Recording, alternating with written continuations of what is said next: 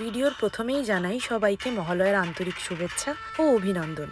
আজ আমার বাড়িতে মা কালীর পুজো, তাই সকাল সকাল ঘুম থেকে উঠে নিজেকে পুজোর কাজে নিযুক্ত করে ফেললাম। সময়ের অনেকটা আগেই ঘুম থেকে উঠে মহালয়া শুনলাম। ছোট থেকেই আজকের দিনে সকাল সকাল ঘুম থেকে উঠে এফএম এ মহালয়া শুনতে কি ভালোই না লাগে। মহালয়া শোনার পর আমি কলসি নিয়ে ঘাটের দিকে যখন যাবই ভাবলাম একটু কুমোরটুলি ঘুরেই যাই। এত সুন্দর সুন্দর মূর্তি দেখে আমার তো প্রাণ জুড়িয়ে যাচ্ছিল। কুমারটুলি আসার পরেই হঠাৎ করে বৃষ্টিও শুরু হয়ে যায়, আরো যেন পরিবেশটা অন্যরকম হয়ে গেল। যাই বলো, সারা বছর যেমন তেমন কাটে কষ্ট দুঃখ সবকিছু নিয়ে, বাট পুজোর এই কটা দিন একটা আলাদাই আনন্দ কাজ করে সবার মনে, বিশেষ করে আমাদের বাঙালিদের মনে। আমি হেঁটে হেঁটে ম্যাক্সিমাম অনেকগুলোই মায়ের মূর্তি দেখলাম। অলমোস্ট কমপ্লিট হয়েই গেছে, শুধু জাস্ট কোনোটায় মায়ের একটু চোখ আঁকা বাকি, কোনোটায় বস্ত্র পরানো বাকি, ছোটখাটো কাজগুলোই রয়ে গেছে।